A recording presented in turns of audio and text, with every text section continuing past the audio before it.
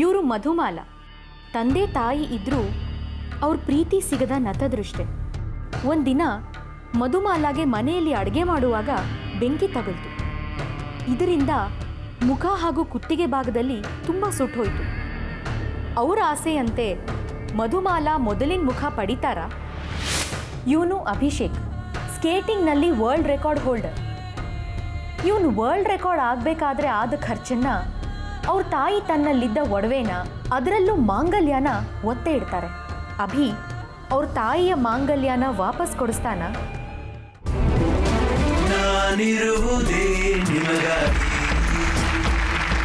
Welcome Kalyan jewellers. ನಾನಿರುವುದೇ ನಿಮಗಾಗಿ. ಎಲ್ಲರ ಜೀವನದಲ್ಲೂ ಹೇಳ್ತೀವಿ, ನಗಬೇಕು, ಇನ್ನೊಬ್ಬರನ್ನ ನಗಿಸ್ಬೇಕು. ನಾ ಯಾಕೆ ಹೇಳ್ತಿದ್ದೀನಿ ಅಂದರೆ, ಹುಡುಗ ಆಗ್ಬೋದು, ಹುಡುಗಿ ಆಗ್ಬೋದು, ಮುಖದಲ್ಲಿ ನಗು ತಂದ್ಕೊಡೋ ಕಳೆ ಬೇರೆ ಯಾವ ವಸ್ತುನ ತಂದ್ಕೊಡೋಕ್ಕೆ ಸಾಧ್ಯನೇ ಇಲ್ಲ. ನಾನು ಯಾಕೆ ಇದನ್ನೆಲ್ಲ ಹೇಳ್ತಿದ್ದೀನಿ ಅಂದರೆ, ಇವತ್ತು ಬರ್ತಿರೋದು ಹುಡುಗಿ ಮಧುಮಾಲಾ ಅಂತ.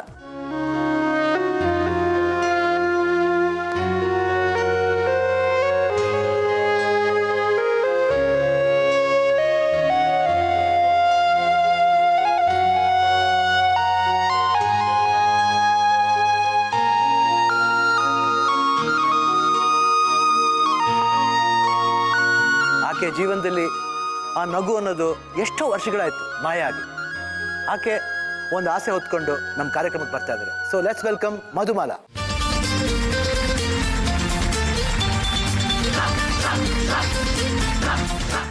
ಎಲ್ಲಿಂದ ಬರ್ತಾರೆ? ನಾನು ಪರಸ್ಪರ ಟ್ರಸ್ಟ್ ಬಾಳೆಮನೆ ಅನ್ನೋ ಹಾಸ್ಟೆಲಿಂದ ಬರ್ತಾ ಇದ್ದೆ. ಯಾರ್ಯಾರಿದ್ದಾರೆ ನಿಮ್ಮ ಫ್ಯಾಮಿಲಿ?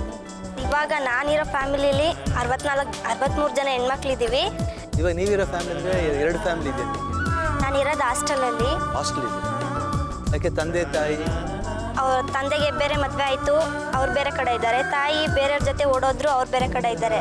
ಇವಾಗ ನನಗೆ ಆಸರೆ ಅಂತ ಇರೋದು ಅಂದರೆ ಬಾಳೆಮನೆ, ನಾನು ಇರೋದು ಅಲ್ಲೇ. ಎಷ್ಟು ವರ್ಷದಿಂದ ಇದಾಗಿರೋದು? ತಂದೆ ತಾಯಿ ಯಾಕೆ ಜೊತೆಲಿಲ್ಲ? ಏನು ಕಾರಣ ಇದೆ? ನಮ್ಮ ತಂದೆ ತಾಯಿ ಚೆನ್ನಾಗೇ ಇದ್ದರು. ನಮ್ಮ ತಾಯಿ ಕೆಲ್ಸಕ್ಕೆ ಹೊರಟ್ರು. ಅಲ್ಲಿ ಕೆಲ್ಸಕ್ಕೆ ಹೋದಾಗ ಸ್ವಲ್ಪ ಒಂದು 2-3 ವರ್ಷ ಚೆನ್ನಾಗೇ ಇದ್ದರು. ಆಮೇಲೆ ನಮ್ಮ ಅಪ್ಪಗೆ ಬಂದು ನಿಮ್ಮ ಹೆಂಡ್ತಿ ಯಾರ ಜೊತೆನೋ ಯಾರನ್ನೋ ಇಟ್ಕೊಂಡಿದ್ದಾರೆ, ಅಲ್ಲೇನೋ ಮಾಡ್ತಾ ಇದ್ದಾರೆ ಅಂತ ನಮ್ಮ ಅಪ್ಪನಿಗೆ ಏನೇನೋ ಮನ್ಸು ಕೆಡಿಸ್ಬಿಟ್ರು. ಆಗ ನಮ್ಮ ತಂದೆ ನಮ್ಮ ತಾಯಿಗೆ ಬಂದು ಹೊಡೆಯೋದು, ನೀನು ಯಾರನ್ನೋ ಇಟ್ಕೊಂಡಿದ್ಯಾ, ನೀನು ಅವನ ಜೊತೆನೇ ಇರು, ನೀನು ಅವನ ಜೊತೆನೇ ಹೋಗ್ತೀಯಾ, ನನ್ನನ್ನು ಬಿಟ್ಟು ಹೋಗ್ತೀಯಾ, ನನ್ನ ಮಕ್ಳಿಗೆ ಕೈ ಕೊಡ್ತೀಯಾ ನೀನು ಅಂತ ಏನೇನೋ ತುಂಬ ಹಿಂಸೆ ಕೊಡೋರು ನಮ್ಮ ಅಮ್ಮಂಗೆ. ಇವಾಗ ನಿನಗೆ ಎಷ್ಟು? ಒಂದು 16 ವರ್ಷ ಇರ್ಬೋದಾ? 15 ವರ್ಷ ನನಗೀಗ. 15 ವರ್ಷ. ಎಷ್ಟು ವರ್ಷ ಇದೆಲ್ಲ ಆಗಬೇಕಾದ್ರೆ? 7-8 ವರ್ಷ ಆಗಿದೆ ಇದೆಲ್ಲ ನಡೆದು. ನನ್ನ ತಮ್ಮ ಇದ್ದಾನೆ. ತಮ್ಮ ಎಲ್ಲಿದ್ದಾನೆ? ಅವನನ್ನ ನಮ್ಮ ಅಪ್ಪ ಕರ್ಕೊಂಡೋಗಿ ಎಲ್ಲೋ ಕೆಲ್ಸಕ್ಕೆ ಬಿಟ್ಟಿದ್ದಾರಂತೆ, ಎಲ್ಲಿ ಅಂತ ಗೊತ್ತಿಲ್ಲ. ನೀ ಯಾರ ಜೊತೆಲಿದ್ದೆ? ನಾನು ಸ್ವಲ್ಪ ದಿನ ನಮ್ಮ ತಾಯಿ ಜೊತೆ ಇದ್ದೆ. ಅಲ್ಲಿ ತುಂಬಾ ಹಿಂಸೆ ಕೊಡ್ತಾ ಇದ್ರು ನನಗೆ. ಆಮೇಲೆ ನಮ್ಮ ತಾಯಿ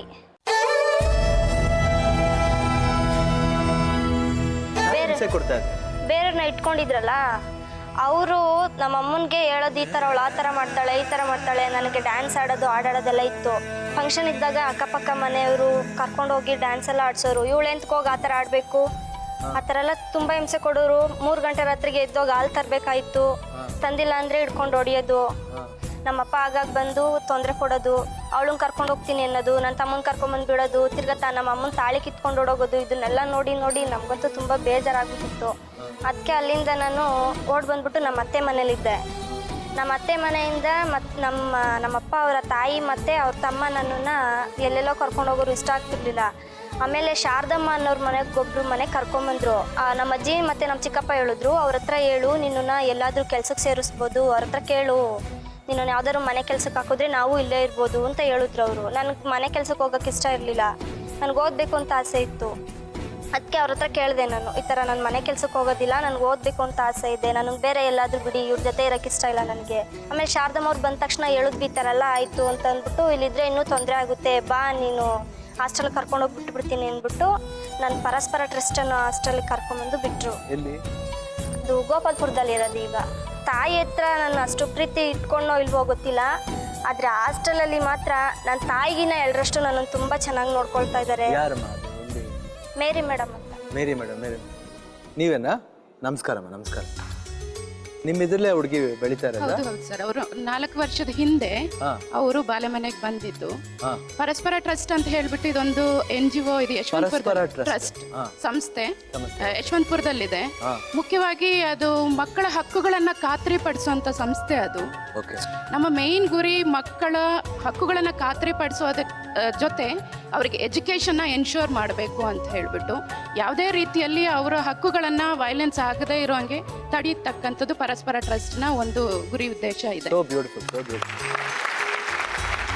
ಸೊ ನಮ್ಮಲ್ಲಿ ಈಗಾಗಲೇ 64 ಮಕ್ಕಳಿದ್ದಾರೆ ನಮ್ಮ ಬಾಲೆಮನೆಯಲ್ಲಿ. Okay.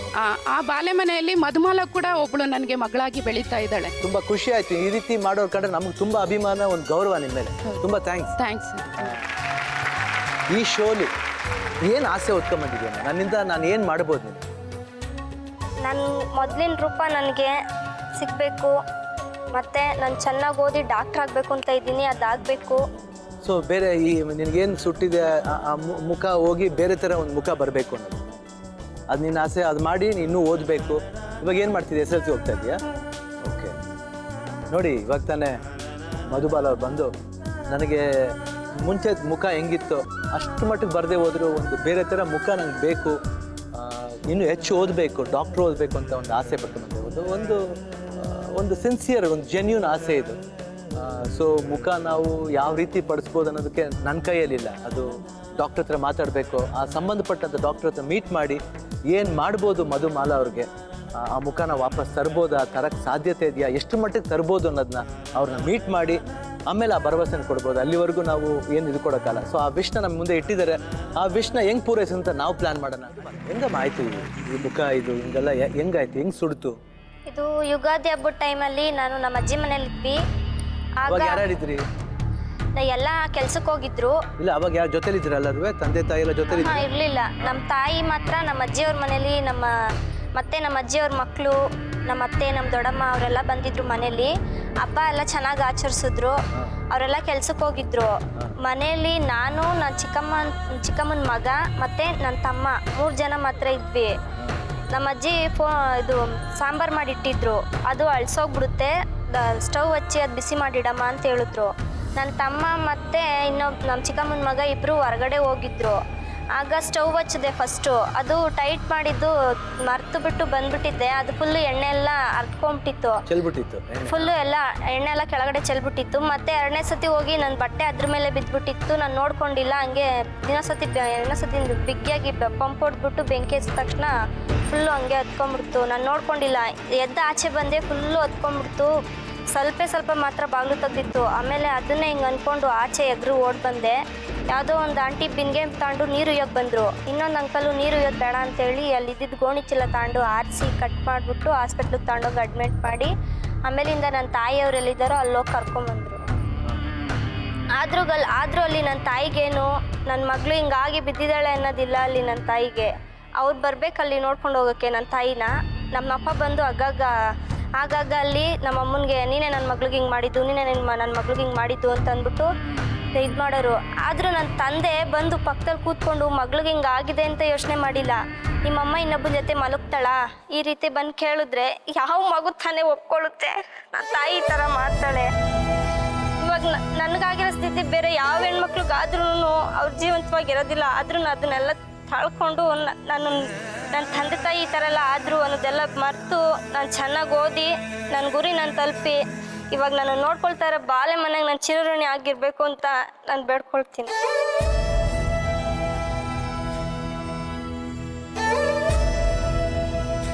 ಅಷ್ಟೊಂದು ಏನು ಮಿಸ್ಅಂಡರ್ಸ್ಟ್ಯಾಂಡಿಂಗ್ ಏನು ನಿಮ್ಮ ತಂದೆ ತಾಯಿಗೆ ಆಗಲಿ, ಇಲ್ಲ ಮಗಳಿಗೆ ಹಿಂಗಾಗಿದೆ ಒಂದು ಫೀಲಿಂಗ್ ಬೇಡವಾ? ಯಾಕೆ ಆ ರೀತಿ ಒಂದು ನಮ್ಮ ಅಪ್ಪನಿಗೆ ಇವಾಗ ಇಷ್ಟು ಸುಟ್ಟು ಹಿಂಗೆ ಕೇಳಿದ್ರ ನಿಮ್ಮ ತಂದೆ? ನೋಡು,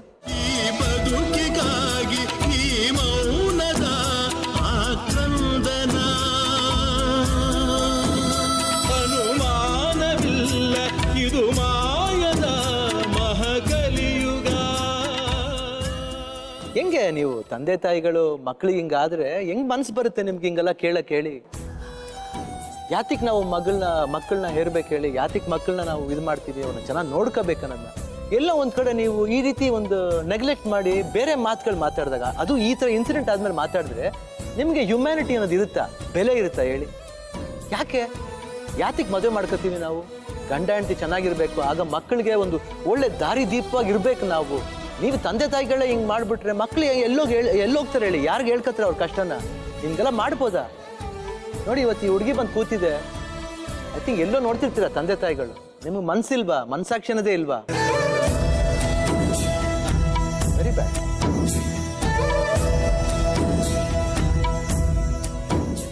ನಾನು ಹೇಳಿದೆ ನಿಮಗೆ ಕಾರ್ಯಕ್ರಮಕ್ಕೆ ಬಂದು ಈ ರೀತಿ ಒಂದು ನಿನ್ನ ಆಸೆನ ಹೇಳಿದ್ಯಾ, ಏನು ಈ ರೀತಿ ನನ್ನ ಮುಖ ಮೊದಲ ಥರ ಆಗಬೇಕು, ನೋಡೋಣಮ್ಮ ಡಾಕ್ಟರ್ ಹತ್ರ ಮಾತಾಡಿ ನೋಡ್ತಿದ್ವಿ. ಖಂಡಿತ ನೀನು ಇನ್ನೊಂದು ಥ್ಯಾಂಕ್ಸ್ ಹೇಳ್ಬೇಕಂದ್ರೆ, ನಿಮ್ಮ ಯಾವ ಸಮಸ್ಯೆಯಲ್ಲಿ ಬೆಳೀತದೆ ಅದು ಪರಸ್ಪರ ಅವ್ರಿಗೆ ನೀನು ಯಾವಾಗಲೂ ಶಿರುಣಿಯಾಗಿರ್ಬೇಕು. ಇವಾಗ ಹೇಳಿದೆ ಶಿರುಣಿಯಾಗಿರ್ತೀನಿ ಅಂತ, ಖಂಡಿತ ನೀನು ಇರ್ತೀಯಮ್ಮ. ಯಾಕಂದರೆ ನಿನಗೆ ಆ ಒಂದು ಹುಮ್ಮರ್ಸಿದೆ. ನಾವು ಆ ದೇವರಲ್ಲಿ ಪ್ರಾರ್ಥನೆ ಮಾಡ್ಕೊಳ್ಳೋಣ, ನೀವೆಲ್ಲರೂ ದೇವರಲ್ಲಿ ಪ್ರಾರ್ಥನೆ ಮಾಡ್ಕೊಳ್ಳಿ. ನಾವು ಡಾಕ್ಟರ್ ಹತ್ರ ಮಾತಾಡೋದು ಏನು ವಿಷಯ ಮಾತಾಡೋಕೆ ಹೋಗ್ತಾ ಇದ್ವಿ, ಒಂದು ಮುಖನ ತಿರ್ಗಾ ವಾಪಸ್ಸು ಒಂದು ಒಳ್ಳೆ ರೀತಿಯಲ್ಲಿ ತರಬೇಕು ಅನ್ನೋದೊಂದು ಪ್ರಾರ್ಥನೆ ನಿಮ್ದೆಲ್ಲರ ಪ್ರಾರ್ಥನೆ ಇರಲಿ. ಹಾಗೂ ಇವ್ರ ಪ್ರಾರ್ಥನೆ ಮಾತ್ರ ಅಲ್ಲ, ಇಡೀ ಕರ್ನಾಟಕ ಜನ ಪ್ರಾರ್ಥನೆ ಇರಲಿ. ಆ ಡಾಕ್ಟರ್ ಮೀಟ್ ಮಾಡೋಣ ಅಂತ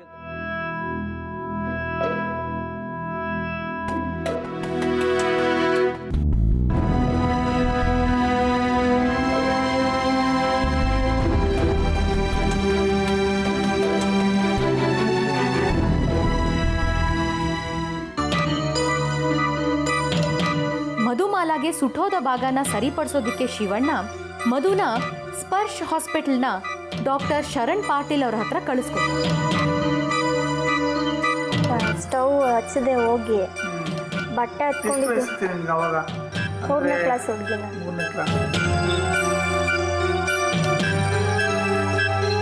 ಸ್ಟ್ರೈಟ್ ನನ್ನ ಕಡೆ ನಾನು ಸ್ವಲ್ಪ ಮೇಲೆ ನೋಡಿ, ಕೆಳಗಡೆ ಗದ್ದೆ ಹಚ್ಚಿ ಎದುರುಗಡೆ ತಿರುಗಿ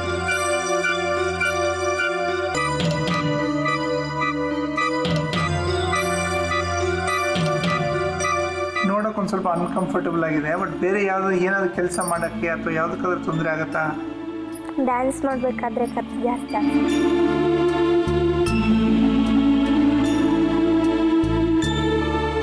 ನಮ್ಮ ಪ್ಲಾಸ್ಟಿಕ್ ಸರ್ಜನ್ಸ್ ಇದ್ದಾರೆ, ಡಾಕ್ಟರ್ ಅಶೋಕ್ ಕೌಲ್ ಅಂತ, ಅವ್ರು ನೋಡ್ತಾರೆ ಡೀಟೇಲ್ ಆಗಿ. ಇಂಥದ್ರಲ್ಲಿ ಕಾನ್ಫಿಡೆನ್ಸ್ ಬಂದು ಬೇರೆಯವ್ರ ಥರ ನಾನು ಇದ್ದೀನಿ ಅಂತ ಕಾನ್ಫಿಡೆನ್ಸ್ ಬರೋ ಥರ ಮಾಡ್ಕೊಳ್ಳೋಣ, ಆಯ್ತಮ್ಮ?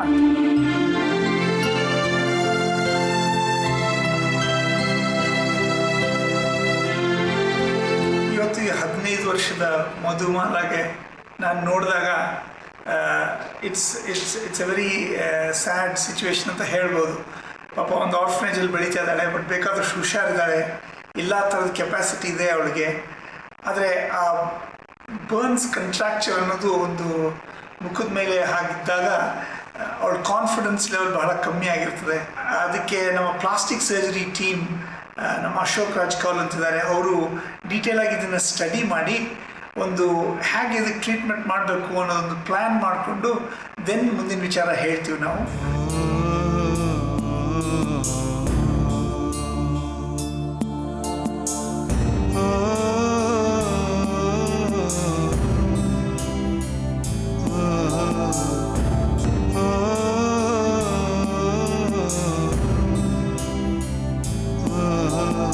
Basic problems are scar on the face. This normal skin illness. This is not normal. This half of the neck, there is tight start. As far as treatment is concerned, it's an extremely difficult problem. First, we need to really sit down, discuss about it, and make a plan. Obviously, it will be more than one operation, multiple operations.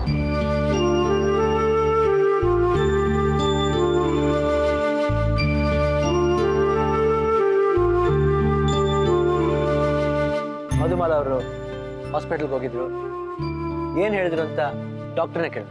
So let's welcome Sparsh ಹಾಸ್ಪಿಟಲಿಂದ ಶರಣ್ ಶಿವರಾಜ್ ಪಾಟೀಲ್ ಅವರು ಹಾಗೂ ಅಶೋಕ್ ರಾಜ್ಪಾಲ್ ಅವರು.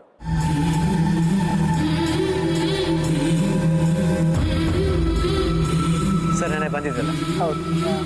ಏನು ಅಲ್ಲ, ಮಧುಮಾಲಾಗ ನೋಡಿದಾಗ she is a very sharp, ಭಾಳ intelligent girl. And ಅವಳು ಮುಖದಲ್ಲಿ ಒಂದು ಇದು ಪೋಸ್ಟ್ ಬರ್ನ್ಸ್ ಆದಮೇಲೆ ಆಗಿರೋ ಕಾಂಟ್ರಾಕ್ಚರ್ ಬಿಟ್ಟರೆ ಬೇರೆ ಥರದ್ದು ಯಾವುದೂ ಕೊರತೆ ಇಲ್ಲ ಅವಳಿಗೆ. ಅವಳು ಒಂದು ಈ ನೋಡೋಕ್ಕೆ ಇದೊಂದು ದೊಡ್ಡ ಅಡಚಣೆ ಉಂಟಾಗುತ್ತೆ ಅವಳಿಗೆ ನಾರ್ಮಲ್ ಲೈಫ್ ಲೀಡ್ ಮಾಡೋಕ್ಕೆ. ಫಾರ್ಚುನೇಟ್ಲಿ ಇವತ್ತಿನ ಮೆಡಿಕಲ್ ಸೈನ್ಸಲ್ಲಿ ಇದಕ್ಕೆ ಒಂದು ಪರಿಹಾರ ಇದೆ. ಇದೆಯಾ ಸರ್? ಖಂಡಿತವಾಗ್ಲು ಇದನ್ನ ನಾವು ಮಾಡ್ಬೋದು ಅಂತ ಭಾವಿಸಿದೀವಿ. ಅದ್ರ ಬಗ್ಗೆ ಅವಳ ಹತ್ರ ಮಾತು ಕೂಡ ಆಡಿದ್ವಿ. ಓಕೆ. ಇದನ್ನು ಪೂರ್ತಿಯಾಗಿ ನಾರ್ಮಲ್ ಮಾಡೋಕ್ಕೆ ಆಗುತ್ತೋ ಇಲ್ಲೋ we are not 100% sure, but very close. ಆದಷ್ಟರ ಮಟ್ಟಿಗೆ ಬಹಳಷ್ಟರ ಮಟ್ಟಿಗೆ ನಿಯರ್ಲಿ 70-80% ಅಷ್ಟರ ಮಟ್ಟಿಗೆ ಆಗ್ಬೋದು ಅಂತ ಅನ್ಕೊಂಡಿದ್ದೀವಿ. ಓಕೆ, ಅಷ್ಟರ ಮಟ್ಟಿಗೆ ಆಗ್ಬಿಟ್ರೆ ಇಟ್ಸ್ ವೆಲ್ ಅಂಡ್ ಗುಡ್ ಅಲ್ಲ. ಯಾಕಂದ್ರೆ ಒಂದು ಒಳ್ಳೆ ಆಸೆ, ಒಂದು ಬ್ಯೂಟಿಫುಲ್ ಆಸೆ. ಯಾಕಂದ್ರೆ ಏನು ಅವ್ರಿಗೆ ಬೇರೆ ಏನು ಕೇಳಿಲ್ಲ, ಮುಖ ಇದು ಮಾಡ್ಕೊಡಿ. And she wants to study for doctor also. So ಅದೊಂದು ಒಳ್ಳೆ ಒಂದು ಏಮ್, ಒಂದು ಒಳ್ಳೆ ಇಂಟೆನ್ಷನ್ ಇದೆ. ಖಂಡಿತ. And she has suffered a lot in a life. Almost ಎಷ್ಟಾಗ್ಬೋದು? ಯಾರು ಇದು ಮಾಡ್ತಾರೆ ಸರ್? ಈ ಪೋಸ್ಟ್ ಬರ್ನ್ ಕಂಟ್ರಾಕ್ಚರ್ ರಿಲೀಸ್ ಮಾಡೋದು ಇದು ಪ್ಲಾಸ್ಟಿಕ್ ಸರ್ಜಿಕಲ್ ವರ್ಕ್. ಇದು ಮುಖ್ಯವಾಗಿ ಪ್ಲಾಸ್ಟಿಕ್ ಸರ್ಜರಿ ಮುಖ್ಯಸ್ಥರು ನಮ್ಮ ಆಸ್ಪತ್ರೆಯಲ್ಲಿ ಅಶೋಕ್ ರಾಜ್ ಕೌಲ್ ಅಂತ. ಅವ್ರಿಗೆ ಬಹಳಷ್ಟು ಇದ್ರ ಬಗ್ಗೆ ಎಕ್ಸ್ಪೀರಿಯನ್ಸ್ ಕೂಡ ಇದೆ, ಬಹಳಷ್ಟು ಕೇಸಸ್ ಮಾಡಿದ್ದಾರೆ.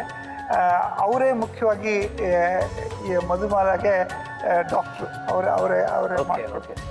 How many days it might take, sir? She has multiple problems. Okay. The neck is tight. She cannot open her neck completely. Her lower lip is, it is turned outwards. Then she cannot open her mouth completely. Okay. And then there is this scar all over her face, including these white patches. And then she has burn scar on her chest also. So it has to be taken up stage by stage. In the first stage, we'll be freeing this neck completely so that she can move her neck nicely, and this will be free, and we'll be opening it up, these tight scars here. Okay. And taking some skin from the leg to cover that area, and making this lip more symmetrical. This lip is getting pulled down, if you see the lip on the left side. And there are some white spots here, so we will correct those change the skin on them so that it becomes dark. At a later stage, we will try to do something further for the face. So it will come stage by stage. I think it's a matter of about 2 months. ನಿಜವಾಗ್ಲೂ ಪೂರ್ತಿ result ಕಂಡು ಬರಬೇಕು ಅಂದರೆ ನಮಗೊಂದು 6 ತಿಂಗಳ ಮಟ್ಟಿಗೆ ಆಗ್ಬೋದು. ಖಂಡಿತವಾಗ್ಲೂ ನಾವು ಇರೋ ಪ್ರಯತ್ನ ಎಲ್ಲ ಮಾಡಿ ಈ ಮಧುಮಾಲಾಗೆ ಒಂದು ಒಳ್ಳೆ ಜೀವನ ಕೊಡೋಕ್ಕೆ ನಾವು ಉಪಯೋಗ ಆಗ್ಬಿಟ್ರೆ ನಮಗೆ ಕನ್ಸಿಡರ್ ಆಗೋದು ವೆರಿ ಲಕ್ಕಿ. ಎಷ್ಟು ಆಗ್ಬೋದು doctor? What will be the ನಾವು ಮಧುಮಾಲಾಗೆ ನಮ್ಮ ಆಸ್ಪತ್ರೆ ಕಡೆಯಿಂದ ಖಂಡಿತವಾಗ್ಲೂ ಏನು ಖರ್ಚು ಇಲ್ಲದೇ ಮಾಡೋಕ್ಕೆ ತಯಾರಾಗಿದ್ದೀವಿ. ನಾವು that is not a problem. ಒಂದು ಪೈಸನೂ ಖರ್ಚಾಗದಂಗೆ ನಾವು ಮಾಡ್ಕೊಡೋಕ್ಕೆ ತಯಾರಾಗಿದ್ದೀವಿ.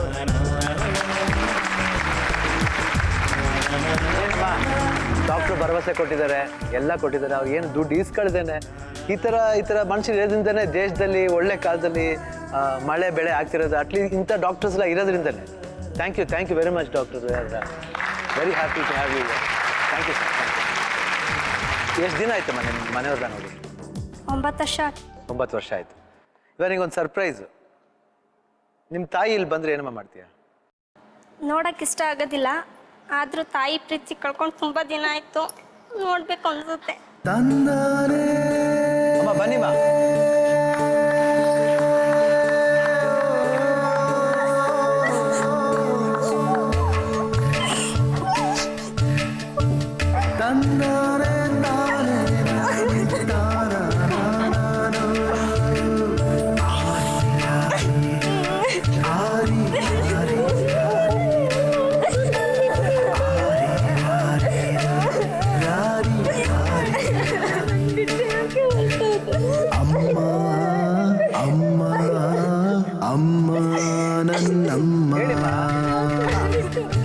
ಅಮ್ಮ ನಿಮ್ಮ ಹೆಸರೇನು? ಮಂಜುಳ ಅಂತಮ್ಮ. ಯಾಕಮ್ಮ, ಏನಮ್ಮ ಆಯಿತು? ನನಗೆ ಗೊತ್ತಿಲ್ಲ ಸರ್ ಏನಕ್ಕೆ ಮನೆ ಬಿಟ್ಟು ಹೋದ್ಲು ಅಂತ. ಹೆಂಗಮ್ಮ ತಾಯಿಯಾಗಿ ಹೆಂಗಮ್ಮ ಹಂಗೆ ಹೇಳ್ತೀಯ? ಹೇಳಮ್ಮ. ಹೌದು ಸರ್, ಸ್ಕೂಲ್ ಹೋಗಿರ್ಲಿಲ್ಲ. ಸ್ಟವ್ ಆಕ್ಸಿಡೆಂಟ್ ಆಗಿದೆ, ಹಂಗಾಗಿದೆ. ನಿಮ್ಗೆ ನಿಮ್ಮ ಹಸ್ಬೆಂಡ್ಗಾಗಲಿ ನಿಮ್ಗೆ ಕೇರೇ ಇಲ್ವಮ್ಮ ಹೋಲಿ? ಸರ್, ಈ ಸಂದರ್ಭದಲ್ಲಿ ನಿನ್ನ ತಾಯಿಗಿನ್ನ ನಮ್ಮ ತಂದೆ ಇರ್ಬೇಕಾಯ್ತು. ನಾನು ಸತ್ತೋಗಿದ್ದೀನಿ ಅಂತ ಹೋಗಿ ಹೇಳಿದ್ರು ಸರ್ ಮನೆಯಲ್ಲಿ. ಏನಕ್ಕಮ್ಮ ಮನೆ ಬಿಟ್ಟು ಬಂದೆ ನೀನು? ಏನಕ್ಕೆ ನನ್ನ ಅಂತದ್ದು ಏನು ಮಾಡಿದೆ ನಿನಗೆ ಮನೆ ಬಿಟ್ಟು? ನಾನು ಸ್ಕೂಲ್ಗೆ ಹೋಗ್ಬೇಕಾರಾಗ್ಲಿ, ಒಂದು ಬುಕ್ಗಾಗ್ಲಿ, ಒಂದು ಪೆನ್ನುಗಾಗ್ಲಿ ನಮ್ಮ ಅಮ್ಮನ ಹತ್ರ ನಾಯಿ ಥರ ಗೆಂಜಿದ್ದೀನಿ. ಆದರೆ ಇವತ್ತು ಹಾಸ್ಟೆಲಲ್ಲಿ ನನಗೆ ಯಾವ ತೊಂದರೆನೂ ಇಲ್ಲ. ನನಗೊಂದು ಬುಕ್ ಬೇಕಾಗಲಿ, ಪೆನ್ ಬೇಕಾಗಲಿ, ನನ್ನ ತಾಯಿಗಿನ್ನ ಎಷ್ಟು ನಾನು ನೋಡ್ಕೊಳ್ತಾ ಇದ್ದಾರೆ ಅವರು. ಆದರೆ ಮನೇಲಿ ಒಂದು ಬುಕ್ಗೋಸ್ಕರ ನಮ್ಮ ಅಮ್ಮನ ಹತ್ರ ಎಷ್ಟು ಅಲ್ದಿದ್ದೀನಿ ಕೇಳಿ. ಅದು ಯಾರನ್ನೋ ಇಟ್ಕೊಂಡು ತಂದು ಹೊಟ್ಟೆಲಿ ಹುಟ್ಟಿದ ಮಗಳಿಗಿನ್ನ ಅವ್ರು ಹೆಚ್ಚಾದ್ರು ನಮ್ಮ ತಾಯಿಗೆ. ಈಗ ನಾನು ಅವ್ರಿಗೆ ಇವಾಗ ಅವ್ರು ಬಿಟ್ಟೋದ್ರೆ ಯಾರ ಆಶ್ರಯ ನಮ್ಮ ಅಮ್ಮಂಗೆ? ನಾನೇ ತಾನೇ ಬೇಕು ನಮ್ಮ ಅಮ್ಮಂಗೆ ಮುಂದಕ್ಕೂ.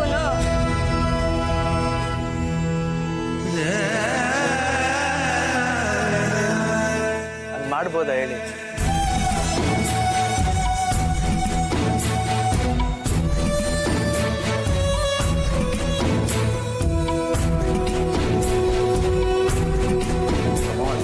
ಏನಪ್ಪ ನಿಮ್ಮ ಅಕ್ಕ ತಾನೆ ಅವರು? ಹಾಂ, ಅವ್ರು ಹೇಳ್ತಿರೋ ನಿಜನಾ? ಹಾಂ, ನಮ್ಮಿಬ್ರು ಮುಂದೆನೆ ಸುತ್ತಿಗೆ ತಾಂಡು ನೋಡ್ಕೊಂಡಿಲ್ವ ಮೋಹನ ಅಪ್ಪ ಅಮ್ಮ ಇಬ್ರು? ನಾವು ಅವಾಗ ಎಷ್ಟು ನೋವು ಪಟ್ಟಿದ್ದೀವಿ. ಅವಾಗ ಏನಾದರೂ ಒಂಚೂರು ನಮ್ಮ ಮಕ್ಕಳು ಅಂತ ಅವ್ರು ಯೋಚನೆ ಮಾಡಿದ್ರಾ?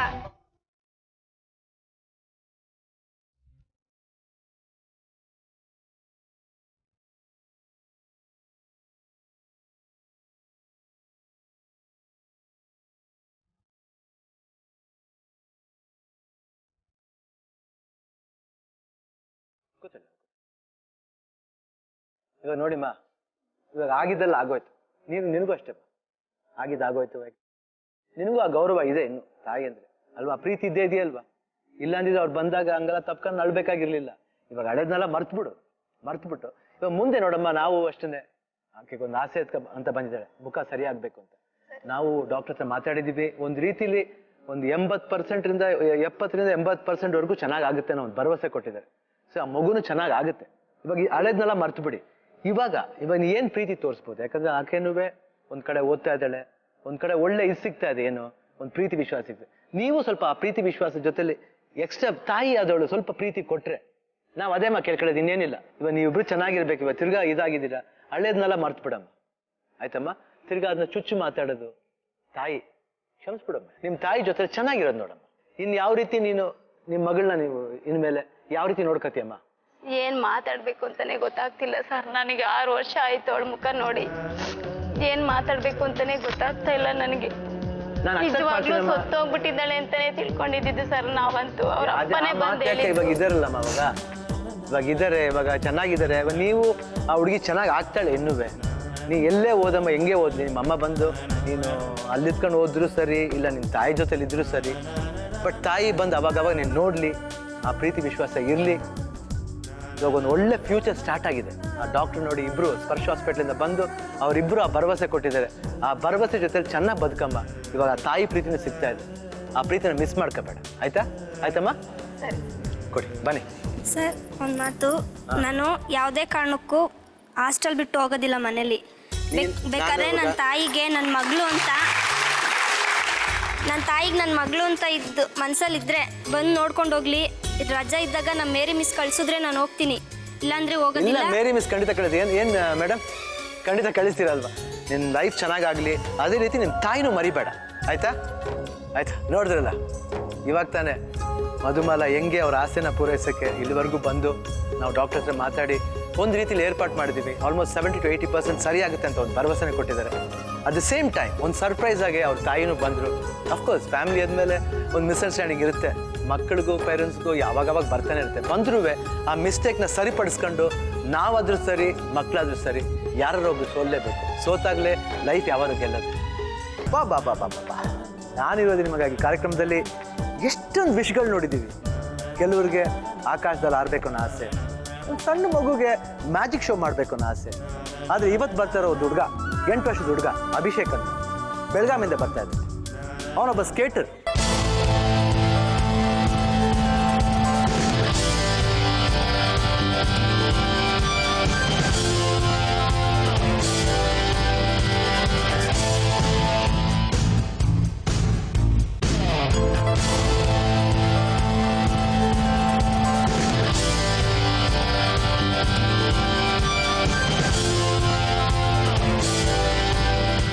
ಆ ಹುಡುಗ ಸಾಕಷ್ಟು ಕಾಂಪಿಟೇಷನ್ ಅಟೆಂಡ್ ಮಾಡಿ ಗೋಲ್ಡ್ ಮೆಡಲ್ ತಗೊಂಡಿದ್ದಾನೆ.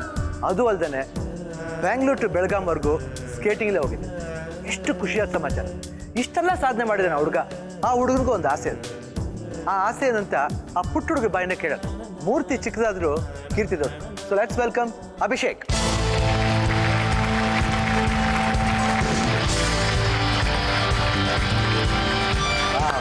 ಅಭಿಷೇಕ್, ಹಾಯ್.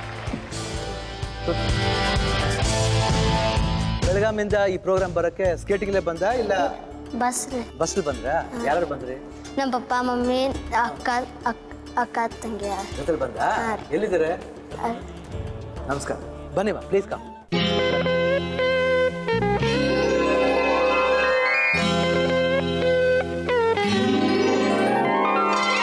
ನಿಮ್ಮ ಹೆಸರು? ನವಲೆ ಸಂಜಯ್. ನೀವು ಸುಜಾತ ನವಲಿ. ಇಬ್ರು ಬೆಳಗಾವಿಂದ ಬರ್ತಾರೆ. ಏನು ಮಾಡ್ತಿದ್ದೀರಾ ಸರ್ ನೀವು? KSRTC ಚಾಲಕ ಮತ್ತು ನಿರ್ವಾಹಕ ಸೆಕೆಂಡ್ ಡೆಪೋದಲ್ಲಿ ಕೆಲಸ ನಿರ್ವಹಿಸ್ತಾರೆ. Conductor, driver? ಡ್ರೈವರ್ ಹಾಂ ಸರ್. ಹೆಂಗೆ ಅದು ಒಂದೇ ಇದರಲ್ಲಿ ಆ ಥರ ಇರುತ್ತಾ? ಈ ಅಪಾಯಿಂಟ್ಮೆಂಟ್ ಹಂಗೆ ಇದೆ ಸರ್. ನೀವೇನು ಮಾಡ್ತೀರಿ? House wife. House wife. ಇವಾಗ ನಿಮ್ಮ ಮಗ ನೋಡಿದೆ ಸ್ಕೇಟಿಂಗ್ ಎಲ್ಲ ತುಂಬ ಚೆನ್ನಾಗಿ ಆಡ್ತಾನೆ. ಆಮೇಲೆ ಸಾಕಷ್ಟು ಕಾಂಪಿಟೇಷನ್ಸ್ ಗೆದ್ದಿದ್ದಾನಂತೆ, ಗೋಲ್ಡ್ ಮೆಡಲ್ಸ್ ತಗೊಂಡಿದ್ದಾನಂತೆ. ಆಮೇಲೆ ನ್ಯಾಷನಲ್ ಲೆವೆಲ್ಗೂ ಹೋಗಿರ್ಬೇಕಲ್ಲಪ್ಪ? Guinness world record world record ಆಗಿದೆ ಸರ್. ಹಾಂ, 3 ವರ್ಲ್ಡ್ ರೆಕಾರ್ಡ್ ಆಗಿದೆ. World record. ನೀವು ಸ್ಪೋರ್ಟ್ಸ್ ಮ್ಯಾನ್? ನಾನು ಸ್ಪೋರ್ಟ್ಸ್ಮನ್, ಅವರು ನೀವು ಸ್ಪೋರ್ಟ್ಸ್ ಮ್ಯಾನ್. ಏನು ಮಾಡ್ತೀವಿ ನೀವು? ನಾವು ರನ್ನಿಂಗ್ ಪುಟ್ಶಾಟ ಎಲ್ಲ ಆಡ್ತೀವಿ ರೀ ಸ್ಕೂಲ್ ಒಳಗೆ. ನೀವು? ನಾವು ಕ್ರಿಕೆಟು ಮತ್ತು ಹೈ ಜಂಪ್, ಲಾಂಗ್ ಜಂಪ್, ಹೈಸ್ಕೂಲ್ದಾಗ ಕಾಲೇಜ್ ಎಲ್ಲ ಇದ್ದೀವಿ. ನಮಗೆ ಏನು ಸಾಧನೆ ಇಲ್ಲ, ನಮ್ಮ ಹುಡುಗಿಗೆ ಮಾಡಿದ್ದು ಸರ್. ನೋಡಿ, ತಂದೆ ತಾಯಿಗಳಿಗೂ ಸ್ಪೋರ್ಟ್ಸಲ್ಲಿ ಇಂಟ್ರೆಸ್ಟು, ಮಗನಿಗೂ ಸ್ಪೋರ್ಟ್ಸ್ ಇಂಟ್ರೆಸ್ಟು, ಇಡೀ ಇದು ಕಂಪ್ಲೀಟ್ ಸ್ಪೋರ್ಟ್ಸ್ ಫ್ಯಾಮಿಲಿನೇ ಆಗೋಯ್ತು. ಭಾಳ ಖುಷಿಯಾಗುತ್ತೆ. ಯಾಕಂದರೆ ತಂದೆ ತಾಯಿಗಳು ಏನೊಂದು ಇದನ್ನ ಒಂದು ಪ್ರೊಫೆಷನ್ ಆಗಲಿ, ಅವರು ಸ್ಕೂಲ್ ಡೇಸ್ಲಾಗಲಿ ಸ್ಪೋರ್ಟ್ಸ್ಲಿ ಅಟೆಂಡ್ ಮಾಡಿರ್ಬೋದು. ಅದೇ ಇದನ್ನ ಬಂದ್ಬಿಟ್ಟು ಮಗನೂ ಕಂಟಿನ್ಯೂ ಮಾಡ್ಕೊಂಡಿದ್ದಾನೆ. ಒಂದು ಒಳ್ಳೆ ಸ್ಕೇಟ್ ಒಂದು ಅಂದ್ಕೊಂಡಿದ್ದಾನೆ. 3 ವರ್ಲ್ಡ್ ರೆಕಾರ್ಡ್ ಮಾಡ್ಕೊಂಡಿದ್ದಾನಂತೆ. It's really very nice to hear that. So ಸ್ವಲ್ಪ ಬೇಗನೆ ಆಸೆನ ಕೇಳೋಣ. ಅದಕ್ಕೆ ಮುಂಚೆ ಅವ್ನ ಮಗನಿಗೋಸ್ಕರ ಅವ್ರು ಏನೇನು ಕಷ್ಟಪಟ್ಟಿದ್ದಾರೆ, ಏನೇನು ತ್ಯಾಗ ಮಾಡಿದ್ದಾರೆ. ಯಾಕಂದರೆ ತುಂಬ ರಿಚ್ ಫ್ಯಾಮಿಲಿ ಅಂತ ಅಲ್ಲ, ಏನಂದರೆ ಇದ್ರಲ್ಲಿ ರಿಚ್ಚು, ಯಾವುದ್ರಲ್ಲಿ ಹಾರ್ಟ್ಲಿ ರಿಚ್. ಅವರು ಹಾರ್ಟ್ಲಿ ರಿಚ್ಚು, ಆಮೇಲೆ ಸಪೋರ್ಟ್ ಮಾಡೋದ್ರಲ್ಲಿ ರಿಚ್ಚು.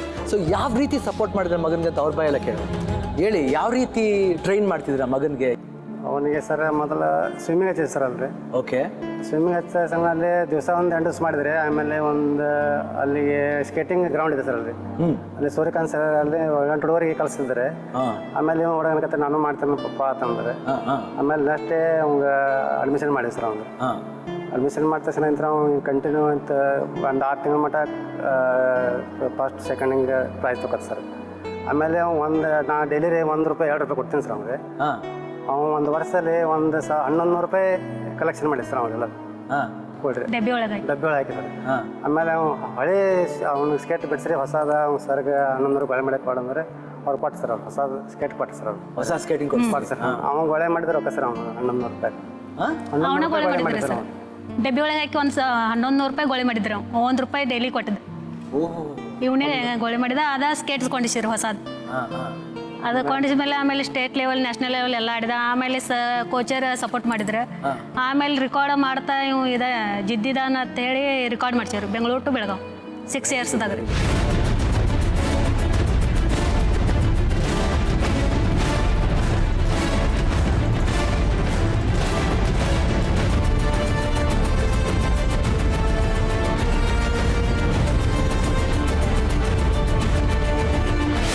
Very good. ಭಾಳ ವೆರಿ ನೈಸ್, ಬ್ಯೂಟಿಫುಲ್.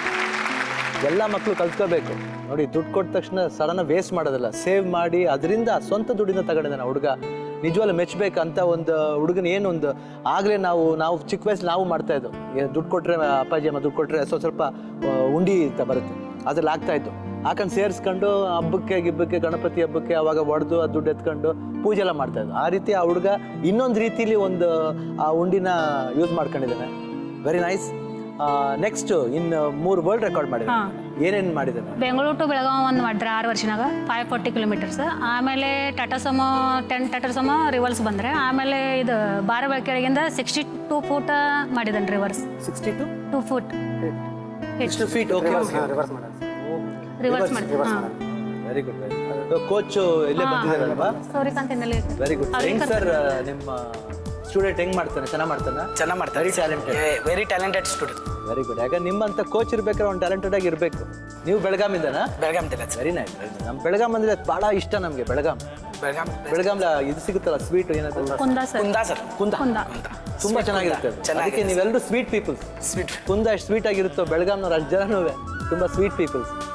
ಓಕೆ, ಇವಾಗ ಈ ಬೆಳಗಾಂ ಟು ಬೆಂಗಳೂರು ಸ್ಕೇಟಿಂಗ್ ಮಾಡ್ಕೊಂಡು ಹೆಂಗೆ ವ್ಯವಸ್ಥೆ ಮಾಡ್ತೀವಿ?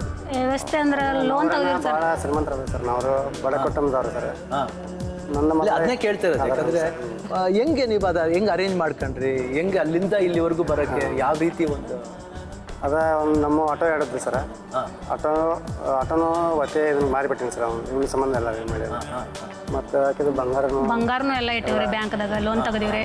ಆಮೇಲೆ ಟಾಟಾ ಸೋಮೋ, ಆಮೇಲೆ ಕ್ಯಾಮ್ರಾಮ್ಯಾನ್, ಆಮೇಲೆ ನಾವು 16 ಜನ ಇದ್ದೀವ್ರಿ. ಆಮೇಲೆ ಲಾಜ್ ಅದು ಮಾಡಕ್ಕೆ ಬೇಕತ್ತ ನಾವು ಬಂಗಾರ ಎಲ್ಲ ಇಟ್ಟಿವ್ರಿ. 1 ಲಕ್ಷ ರೂಪಾಯಿ ಮಗನಿಗೋಸ್ಕರ ಆಮೇಲೆ ಟಾಟಾ ಝೋ ಮಗನ ನಾವ್ ಏನ್ ಮಾಡಿ ಏನು ಮಾಡಿದ್ರು ಕಮ್ಮಿನ ರೀ ಸರ್. ಆದ್ರೆ ಟ್ಯಾಲೆಂಟ್ ಐತ್ರಲ್ಲ ಅದ ಖುಷಿ ರೀ ನಮಗೆ. ಟ್ಯಾಲೆಂಟ್ ಐತ್ರಲ್ಲ ಒಂದ್ ಕಡೆ ನಮಗೇನು ಸಾಕಾಗಿಲ್ಲ ಅದ ಅವನಿಂದ ನಾವು ನೋಡ್ಬೇಕಂತ. ಖಂಡಿತ, ಯಾಕಂದ್ರೆ ನೀವು ಸ್ಪೋರ್ಟ್ಸ್ ಅದಕ್ಕೆ ನಿಮಗೆ ಅಷ್ಟೊಂದು ಎಷ್ಟೇ ದುಡ್ಡು ವೇಸ್ಟ್ ಆದ್ರೂ ಪರವಾಗಿಲ್ಲ, ನಾವು ಮಾಡ್ಬೇಕು, ನಮ್ಮ ಮಗನಿಗೋಸ್ಕರ ಮಾಡ್ಬೇಕು ಅಂತ ಒಂದೊಂದು ಸಾಧನೆ ಇದೆ. ಆ ಸಾಧನೆ ತೀರಿಸಿದ್ದೇನೆ ರೀ ಸರ್. ಆಮೇಲೆ ಮತ್ತು ಕರ್ನಾಟಕ ರಾಜ್ಯಕ್ಕೆ ಭಾರತ ದೇಶದ ಹೆಸರು ತಂದು ಖುಷಿ ಸರ್ ಆಗಿದೆ. ಅದೇ ಬೇಕಮ್ಮ, ಅದೇ ನಮಗೂ ಖುಷಿ ಅಲ್ವಾ? ನಾವು ಭಾರತೀಯರಾಗಿ ಒಬ್ಬ ಹುಡುಗ ಸ್ಮಾಲ್ 8 years ಬಾಯ್ ಹಂಗೆ ಮಾಡ್ತಾನಂದ್ರೆ ಯಾರು ಖುಷಿ ಆಗಲ್ಲ ಹೇಳಿ? ಎಲ್ರಿಗೂ ಖುಷಿ ಆಗುತ್ತೆ. ಇದನ್ನು ಕೇಳಿದ ಎಲ್ಲ ಕರ್ನಾಟಕ ಜನತೆಗೂ ತುಂಬ ಖುಷಿಯಾಗಿರ್ಬೇಕು. ಅಭಿಷೇಕ್, ಇವಾಗ ನಾನಿರುವುದೇ ನಿಮಗಾಗಿ ಕಾರ್ಯಕ್ರಮಕ್ಕೆ ಬಂದಿದ್ಯಾ? ಓಕೆ, ನಿನಗೇನು ಆಸೆ? ಇಷ್ಟೆಲ್ಲ ಸಾಧನೆ ಮಾಡಿದ್ಯಾ, ಏನು ಇಲ್ಲಿ ಬಂದು ಏನಪ್ಪ ಆಸೆ ಹೇಳು? ನಮ್ಮಪ್ಪ ಅಮ್ಮ ನನ್ನ ಸಾಧನೆಗೋಸ್ಕರ ಬಂಗಾರ ಅಡ ಇಟ್ಟಿದ್ದಾರೆ. ಬಂಗಾರನ ವಾಪಸ್ ಕೊಡಿಸ್ಬೇಕು. ನನ್ನ ಆಸೆ ಏನಂದರೆ ನಂದಿ ಬೆಟ್ಟನ ಹತ್ತಿ ಇಳಿತೇನೆ. ಪ್ಲೀಸ್ ನೀವು ಆ ಆಸೆನ ಪೂರೈಸಿಬಿಡಿ.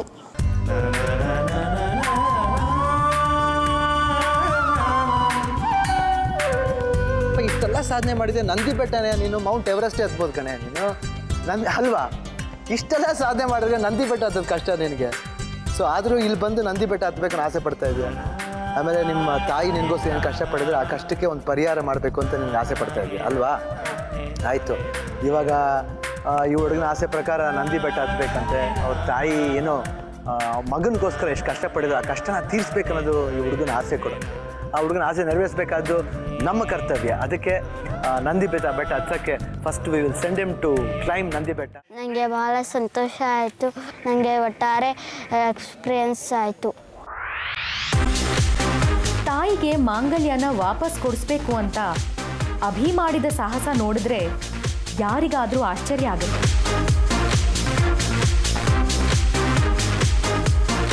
ಈಗ ನಾನು ಅಭಿಷೇಕ್ ಮಾಡಿ ಸ್ಟಂಟ್ಸ್ ಎಲ್ಲ ನೋಡಿದೆ.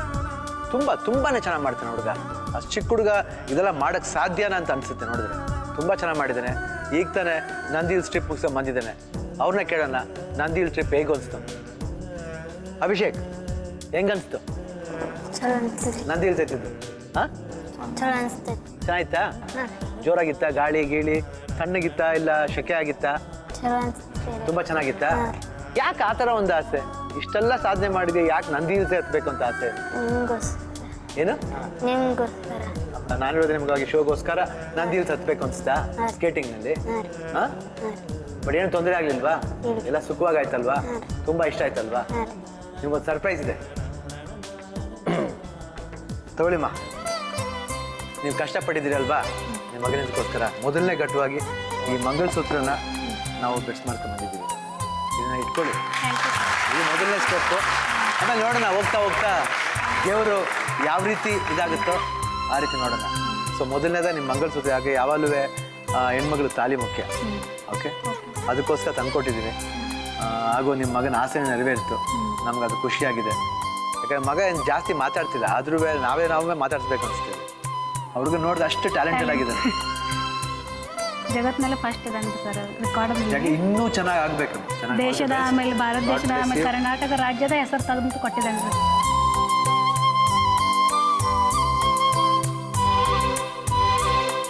All the best Abhishek. Zee Kannada ಟಿವಿಯವರಿಗೆ ಆಮೇಲೆ ನಿಮಗೆ ಎಲ್ಲರಿಗೂ ಧನ್ಯವಾದಗಳು. ಆಮೇಲೆ ಬೆಳಗಾವಿ ಇವರ ಜನತೆಗೆ ಎಲ್ಲರಿಗೂ ಧನ್ಯವಾದಗಳು. ಎಲ್ಲರಿಗೂ ಧನ್ಯವಾದಗಳು. ನಾವು ಥ್ಯಾಂಕ್ಸ್ ಹೇಳ್ಬೇಕು. ನಮ್ಮ ಶೋಗೆ ಬಂದಿದ್ದೀರಾ, ಈ ರೀತಿ ಒಂದು ಒಳ್ಳೆ ಹುಡುಗನಿಗೆ ಜನ್ಮ ಕೊಟ್ಟಿದ್ದೀರಾ ನೀವು.